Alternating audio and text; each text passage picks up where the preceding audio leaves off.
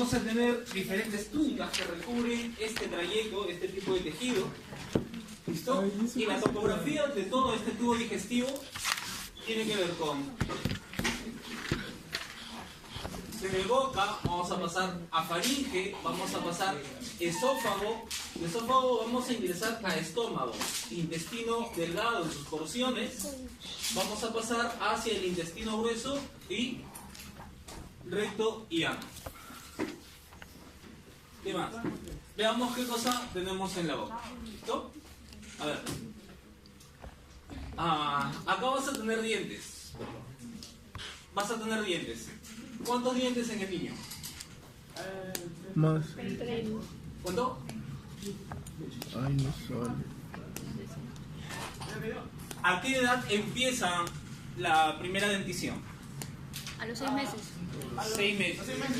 ¿Y la segunda? ¿Al año? No, al año. ¿Al año? Más o menos. ¿Listo? ¿Y cuántos son los dientes definitivos? 32. 32. ¿Cuántos incisivos tienes? 4. 2 4. ¿Y abajo? ¿Cómo? ¿Los cuentos no me lo hago la boca? ¿El total? En total, ¿cuántos tienes? 8. Listo. ¿Cuántos caninos? 4. 2 arriba, 2 abajo. ¿Cuántos premolares? 2, 4, 8. 8, 4. Listo. ¿Cuántos molares? 6. ¿Cuál 4? ¿El 12? Si es que no tienes muela de juicio, tienes 8. Si tienes muela de juicio, tienes 12. Yo tengo 12. Y ahí están tus 32. ¿Listo? La lengua. ¿Para qué usas la lengua? Deglución. Te malogres con la pregunta. Para formar el bolo alimenticio. ¿Está bien? Listo. No, la sigue. La faringe. Ya sabes que la faringe básicamente va a ser el espacio que va a permitir el paso de los alimentos de la cavidad oral hacia el esófago. ¿Está bien? Va a estar dividida en 3 porciones. La nasofaringe, la orofaringe y la laringofaringe. ¿Está bien? Vamos acá. El esófago. Mira, te he dicho que son entre 10 y 12 metros de tubo digestivo. ¿Está bien? El esófago va a aportar con aproximadamente 25 centímetros. ¿Listo? Y su constitución va a ser básicamente en el epitelio interno por una túnica muscular. Una túnica muscular, mira esto, longitudinal externa, circular interna. ¿Listo? ¿Qué quiere decir? Que vamos a tener 2 capas musculares a este nivel. Una que va a ir en sentido longitudinal y otra circular. ¿Está bien? La longitudinal va a ser externa y la circular va a ser interna. El primer cuarto va a ser de fibras estriadas. ¿Esto qué significa?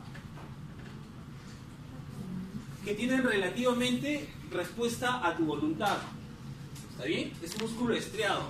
Pero a partir de los 3 cuartos inferiores, esto va a ser músculo liso, netamente involuntario.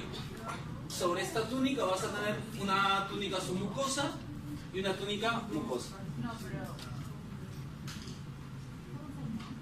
Observa. Mira, acá vamos a tener la imagen de un... Mira, observa acá. Una moneda de niño. ¿Qué es? ¿Moneda? Parecen 2 monedas, ¿no? Son chocolate. Una pila. Una pila de reloj. No, es como y dentro no me voy a casar contigo. Esa un niño posiblemente se haya tragado. ¿Por qué decimos sí? No se sabe específicamente que podría ser una moneda o podría ser una pila. Observa, miren esta radiografía del perfil, observas el metal. Siempre lo vas a observar así de blanco, ¿está bien? Más o menos puedes sospechar que es un niño porque tienes el pulmón bien claro, bien limpio. En los adultos es un poco más tramado y no se observan claramente los huesos de las costillas. Apenas se distinguen, entonces la osificación no ha terminado. Estamos ante un niño, posiblemente tenía dentro de sus juguetes una moneda, estaba jugando con esto y se lo ha tragado. ¿Esto por qué nos interesa? El esófago tiene contracciones espasmódicas, ¿listo? Que en este tipo de situaciones no va a permitir el paso de este objeto. Ahora, si es que después de la evaluación médica, después de ver esta radiografía, el médico dice, no lo sacamos, que continúe su trayecto y que lo expulse el niño por vía normal, pues ya vamos a empezarle a dar algún tipo de alimentos para que estimule el peristaltismo a nivel del esófago y estos objetos continúen su trayecto. Literal, caga plata. ¿No? ¿Qué más? El estómago. Acá se empieza a diferenciar un poco este tubo digestivo. El tubo digestivo presenta un ensanchamiento. Un ensanchamiento y la constitución de las capas del estómago va a ser diferente. Observa. Vamos a tener una túnica serosa. Una túnica que va a recubrir todo el estómago. ¿Está bien? Debajo una túnica submucosa. Y debajo de esta túnica submucosa vamos a tener la capa muscular. Y observa. Acá no vamos a tener dos como en el esófago, vamos a tener tres capas musculares. Esta, la longitudinal, que va a ser longitudinal externa, vamos a tener la circular interna, observa, ¿listo? La circular interna, y vamos a tener la oblicua, ¿listo? Esta oblicua, estas tres capas te van a permitir movimientos en diferentes direcciones. Importante para el tipo de movimientos en este tubo digestivo. Hay algunas características anatómicas que debe reconocer en este estómago. Observa acá, la curvatura mayor, la curvatura menor. El límite inferior del esófago es un esfínter. Eso sí te debes acordar. Sí. Cardio. Cardias. ¿Listo? El límite del esófago, el límite inferior con el estómago es el esfínter cardias. ¿Cuál es la función de los esfínteres? Cerrar el paso. Cerrar. ¿Para qué? Para abrir el paso del bol. Para que no regrese el alimento. Para evitar el reflujo.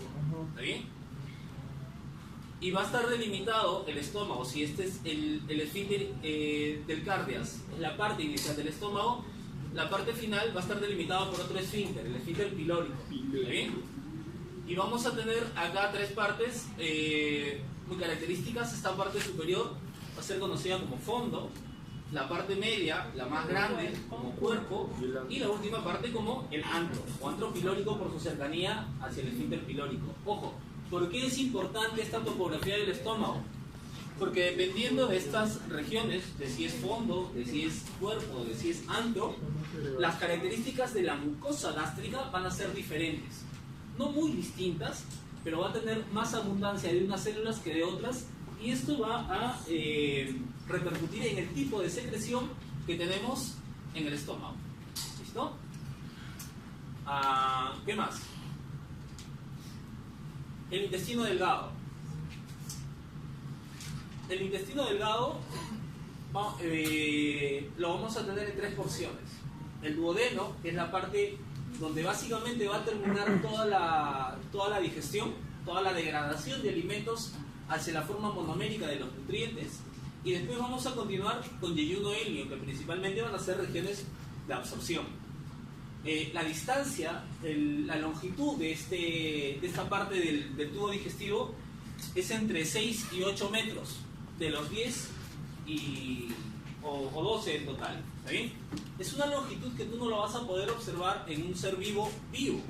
Lo vas a observar esta longitud principalmente en cadáveres, cuando se hace disección o cuando se hace un estudio para conocer las causas de su muerte. Este intestino delgado va a estar fijado a la pared abdominal por este tejido, esta membrana. ¿Listo? Es conocido como el peritoneo. De hecho, este peritoneo va a ser importante porque nos va a dividir al abdomen en dos cavidades distintas. Antero perinea y retroperitonea. ¿Listo? órganos retroperitoneos, por ejemplo los riñones. No los vamos a tener junto con los intestinos, sino detrás del peritoneo. En los riñones, peritoneo. ¿Qué más? Algo importante, vamos con la primera porción, el duodeno. La primera porción del duodeno va a estar dentro del abdomen, es decir, en la parte anterior del peritoneo. La segunda porción va a estar en la parte retroperitoneal y la tercera porción del duodeno otra vez va a estar en la parte anterior del peritoneo. ¿Está bien? ¿Qué vamos a tener? ¿Recuerdas el último esfínter del estómago? ¿Se denominaba? Píloro. ¿Listo? Esfínter pilórico o píloro. ¿Está bien? Pues este va a ser el inicio de la porción del duodeno. ¿Está bien? Y vamos a tener una parte final determinada por este ángulo. ¿Listo? El ángulo de Treitz. No te olvides, por favor. ¿Listo? El inicio del duodeno está en el esfínter pilórico y va a terminar en el ángulo de Treitz. Ahora, vamos a tener acá estructuras importantes asociadas. Esta curvatura que denota el duodeno va a albergar la cabeza del páncreas. ¿Está bien? Y el páncreas va a tener un conducto importantísimo que va a tener salida a este nivel. Observa, no sé si distingues, acá hay un orificio. ¿Listo? Ese orificio es la ampolla de Vater. Ampolla donde se unen dos conductos. El conducto de Wilson, que va a provenir del páncreas y va a traer todas las secreciones pancreáticas, y el conducto colédoco, que va a traer las secreciones hepáticas almacenadas previamente en la vesícula biliar. ¿Está bien? Esta ampolla de Vater tiene un esfínter también, que va a permitir el ingreso de estas sustancias al duodeno o lo va a detener. Este esfínter se denomina esfínter de Oddi. ¿Está bien? Oddi. Ahora, ya vamos a ver en la siguiente clase cuál es el estímulo que permite este tipo, la relajación de este esfínter y la liberación de esta secreción. ¿Está bien? Vamos acá. En las porciones del yeyuno e ilio vamos a estudiar juntas, recuerda, son dos porciones distintas. Van a ir desde el ángulo de Treitz, es decir, desde el límite del duodeno hasta la válvula ileocecal en el intestino grueso. ¿Está bien? Su longitud entre 5 y 7 metros. Ahora, acá vamos a tener estas estructuras, las vellosidades intestinales. ¿Listo? Y vamos a tener también microvellosidades. Y entre estas microvellosidades vamos a encontrar a las criptas de Lieberkühn. ¿Listo? ¿Cómo está compuesta esta túnica? ¿Cuáles son las membranas de este tejido? Pues las vamos a tener una túnica serosa, una túnica muscular, y ahora regresamos a la misma estructura que tenía el esófago: longitudinal externa, circular interna. ¿Está bien? Ojo, que te puede venir en el examen. ¿Listo? ¿En qué segmento del tubo digestivo vamos a encontrar fibras musculares oblicuas? ¿Dónde? Estómago. En el estómago. ¿Listo? ¿Sí? Recuerda, esófago, lesi. ¿Listo? Estómago, lesio. Intestino, lesio otra vez. Vamos a tener dos plexos. En la túnica muscular vamos a encontrar el plexo de Auer. Y en la túnica submucosa, el plexo de Meissner. Estos plexos son plexos nerviosos que van a inervar a toda esta región. ¿Listo? Y debajo de estos plexos vamos a tener a la túnica mucosa. ¿Listo? La que va a estar en contacto con la luz intestinal. Vamos a tener, mira, vamos a tener válvulas conviventes, vellosidades intestinales, placas de Peyer. ¿Qué eran las placas de Peyer? Era del sistema inmune. Sistema inmune. Eran masas del sistema linfoide asociado a mucosa, en este caso, mucosa gastrointestinal. Vamos a tener glándulas de Brunner a nivel del duodeno y glándulas de Lieberkühn a nivel del intestino delgado. En la siguiente clase vamos a ver las secreciones de estas glándulas más a fondo. Esto es superficial. Listo, en el intestino grueso Está pasando muy rápido. vamos a tener desde la válvula iliocecal, Media hora. ¿listo? Hasta el esfínter anal. Esos son los límites de este intestino grueso. Vamos a tener una porción ascendente, una porción transversa, una porción descendente y una porción sigmoide. ¿Listo? Ahí están las longitudes de cada una de estas porciones, son casi similares, solo la ascendente es ligeramente más corta. Este ángulo del intestino grueso o este ángulo del colon se denomina ángulo hepático. ¿Recuerdas? Se encuentra en el hipocondrio derecho. ¿Listo? Compartiendo espacio, o una parte del espacio con el hígado. ¿Listo? Este ángulo se denomina ángulo Esplénico. Esplénico. esplénico. ¿Listo?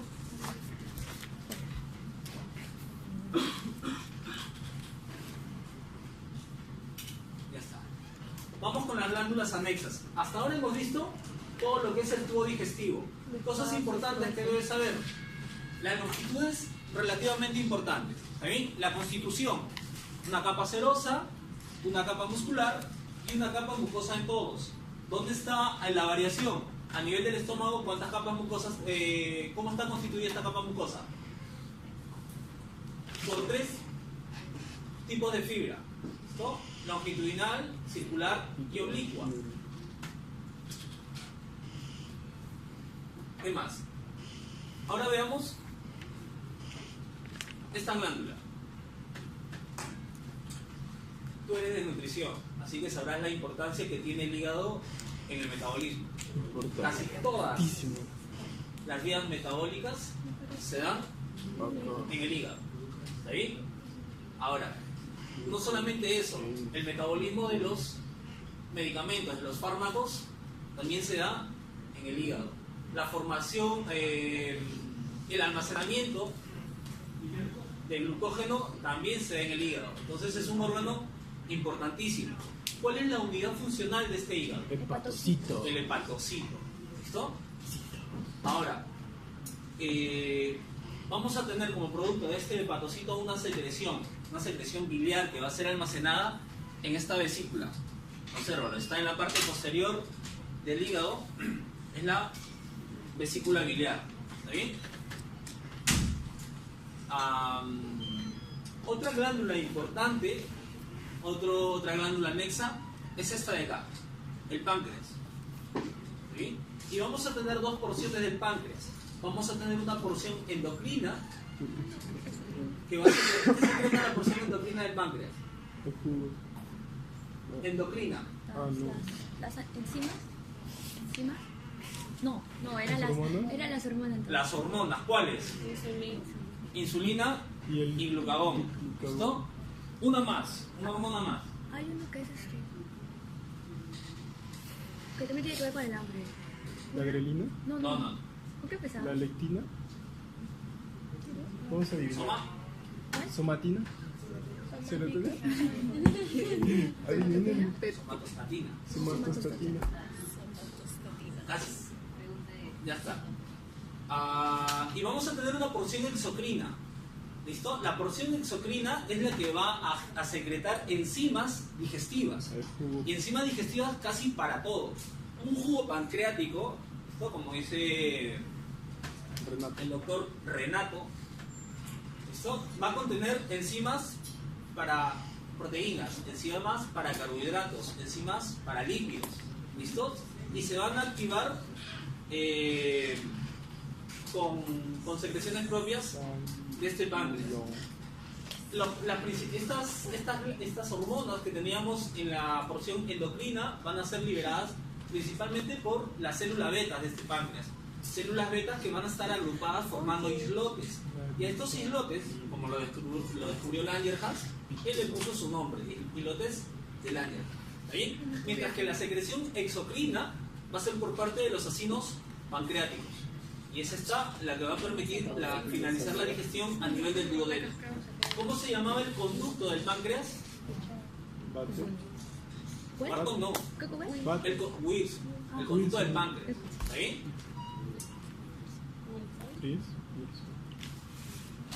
Vayamos ahora a las glándulas salivales.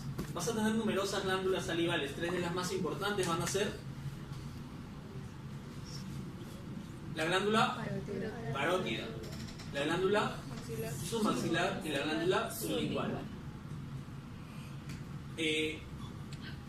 Cada una va a tener un conducto y una salida. En el caso de la parótida vamos a hablar del conducto de Steno. En el caso de la submaxilar vamos a hablar del conducto de Wharton. Y en el caso de la sublingual del conducto de Rivin. ¿Está bien? No te confundas, no las mezcles, te puede venir en el examen. ¿Listo? Para que... No, No el interrumpa. examen. Ahí va. examen. No. ¿Quieres sentir? ¿Qué? Espera, déjame terminar. Está malogrado. ¿Quieres sentir la salida de tu conducto de Steno? Lleva tu lengua hacia la parte posterior donde termina el arco de tus dientes. En la parte interna vas a sentir un bultito. ¿Qué? Sí, acá está. ¿Ya? Ese bultito. Acá, Ya. detrás de la... Ese bultito, No ¿listo? estaba metiendo Es la la salida del conducto de Steno. ¿Listo? ¿Tú has ido al dentista alguna vez? Espero. ¿Listo? Siempre. Y has visto que cuando te está haciendo algún procedimiento en la parte inferior de la boca te pone unos algodoncitos. ¿Listo? ¿Para qué? Para evitar o bloqueando Yo una este vez- conducto, el conducto de Wharton. yo una vez le chupé ¿Listo? Para que no le complique el procedimiento que se está haciendo el dedo a mi dentista. el dentista. Me están sacando el diente, pero A manualmente. tu compañero, el Candamo, siempre molestando la clase, haciéndola más larga, pregunta cuál es la diferencia. Creo que está en tus estaciones. Vamos a tener que la salida está compuesta principalmente por una enzima que degrada carbohidratos, la amilasa, ¿listo? La tiamina, amilasa salival. También vamos a encontrar que esta saliva contiene lisocima, Eso sí, no. que va a tener una función antibacterial, ¿listo? Ahora, ¿las secreciones de estas 3 glándulas son iguales? No. ¿Toda la saliva es igual? La parótida. Van a haber diferencias, ¿está bien? La composición básicamente es la misma, las concentraciones son distintas, ¿no? Y eso creo que me lo dices en alguna de tus estaciones. La cara es la que da más saliva. ¿Cuál es la función de este aparato gastrointestinal? Mira, ya estamos terminando. Ay, no, qué horrible. El tránsito de alimentos, la secreción de jugos digestivos, la absorción de los nutrientes ya degradados, la circulación sanguínea y el control de todas estas funciones. Observa, esto es lo que te mencionaba. Vas a tener a este nivel este primer plexo. Debajo de la capa muscular. Este plexo se va a llamar plexo mientérico. Y vas a tener otro plexo mientérico o plexo de agua. Y vas a tener este otro plexo nervioso. ¿Listo? Debajo de la submucosa, el plexo submucoso. Vas a tener la capa serosa, la capa muscular, la capa submucosa y la mucosa. En la capa submucosa es la que está en contacto con la luz intestinal o con la luz del tubo digestivo, es decir, por donde pasan los alimentos, el hilo, el quimo, el bolo, etc. ¿Listo? Vamos a tener acá algunos conductos que tienen. Vamos a tener tejido linfático asociado, ya saben, las placas de Peyer, ¿listo? Y algunas glándulas cuya función también va a ser producir moco, además de las glándulas propias de cada región del tubo digestivo. En cuanto a los movimientos gastrointestinales, vamos a tener 2 tipos de movimientos. Unos movimientos propulsivos, que lo que van a hacer principalmente es trasladar la sustancia, el alimento, el bolo, el quimo, el kilo, ¿listo? A lo largo del tubo digestivo. Y vamos a tener otro movimiento, el movimiento de mezcla, que lo que va a buscar con estos movimientos, ojo, se da a lo largo del tubo digestivo de diferente forma, principalmente en el estómago, es aumentar la superficie de las sustancias, aumentando el tamaño de estas partículas, es decir, haciéndolas, rompiéndolas, ¿listo? Por tracción mecánica. a través de estos movimientos de mezcla. Por allá muy bueno. Una pregunta. ¿Tú has desayunado lo que hayas desayunado? Si que no has desayunado, hacemos una chanchita, por favor. Ya, ¿Listo? ¿Has degradado estos alimentos? ¿Listo? Solamente por curiosidad. ¿Dónde inicia la digestión? En la boca. En la boca. ¿Qué empezamos a digerir? Carbohidratos. Carbohidratos. ¿Por qué? ¿Qué Por la enzima? amilasa La salival. amilasa salival. ¿El pH es enzima? 5. 5.5. Claro. No es 5, profe. En el ambiente se vuelve a 6. Es ácido. Es ligeramente ácido. Sí, porque después se Nos activa vamos hacia el estómago. ¿Qué enzima? Lo he hecho en bioquímica. lo de ¿Qué su... degradamos? Ahí en el estómago proteínas. Principalmente. ¿Qué enzima? Con la ¿Cómo se llama? El físico, el HCl, la pecti... Ah, ya, es el... ¿Cómo se llama? No, Tranquilo, que es la clase de la siguiente semana. fue en la No institución. Y ahí pasamos a duodeno. pectinógeno. Ahí terminamos de degradar todos los nutrientes y los llevamos a su forma monomérica. ¿Listo? Y estos nutrientes van a pasar ¿a dónde? Si se trata de aminoácidos o dipéptidos, ¿a dónde pasa? Sus dichos. ¿A dónde se absorbe? En el hígado. No, pero ¿cómo se absorbe? Ah, ya. Van a vía sanguínea, ¿verdad? La glucosa Como reserva. a vía sanguínea. Los lípidos, los kilomicrones, Con... no va a vía sanguínea, va A linfa. vía linfática. Linfático. ¿Está bien? Ahora, una vez que tenemos a estos aminoácidos o dipéptidos y a esta glucosa ya en sangre, ¿hacia dónde va? Al hígado. Al hígado. Al hígado. ¿A través de quién? Del conducto por... ¿A través de quién? Venas. A través de la vena porta. ¿Está bien? La circulación portal va a llevar todos estos nutrientes hacia el hígado. Hacia el hígado para ser metabolizados. Una vez que están metabolizados, una vez que son metabolizados, recién van a regresar a la circulación sistémica a través de las venas hepáticas. ¿Listo? Y se termina. El control nervioso de este sistema, de este aparato gastrointestinal, va a ser en función a los dos plexos que habíamos mencionado. El plexo de Auerbach, recuerda, es el más externo, el que está ligado a la capa muscular, y el plexo interno, el plexo submucoso, ligado a la capa submucosa, o plexo de Meissner. ¿Listo? Pero ¿quiénes van a estimular la función o quiénes van a regular la acción de estos nervios? Principalmente va a tener un control hormonal, principalmente va a tener un control autónomo, es decir, simpático y parasimpático, pero también un control hormonal.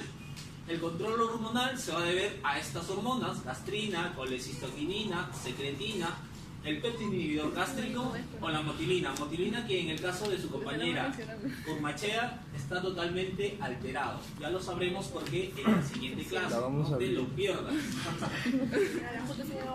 A la puta se ha llegado a esta. ¿Listo? Vamos con la ingestión.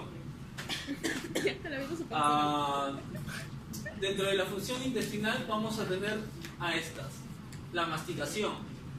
Cada uno de tus dientes tiene una función específica. Unos van a cortar, unos van a desgarrar, unos van a triturar el alimento. La fuerza con la que tú puedes llegar a masticar puede llegar a nivel de los molares hasta los 100 kilogramos fuerza. ¿Está bien? Imagínate la capacidad de destrucción que tienes en los dientes. Si no, pregúntale a Luisito Suárez. ¿Listo? Después vamos a tener la deglución. Recuerda que la deglución va a ser a partir de... va a tener un inicio voluntario. ¿Listo? Tú vas a pasar estos alimentos y esto va a tener una acción a nivel de fibras estriadas. ¿Listo? Vas a tener también una etapa faríngea involuntaria. El bolo alimenticio, simplemente por el paso, va a estimular unas áreas receptoras en el epitelio para la deglución, y vas a tener una fase esofágica que también es involuntaria.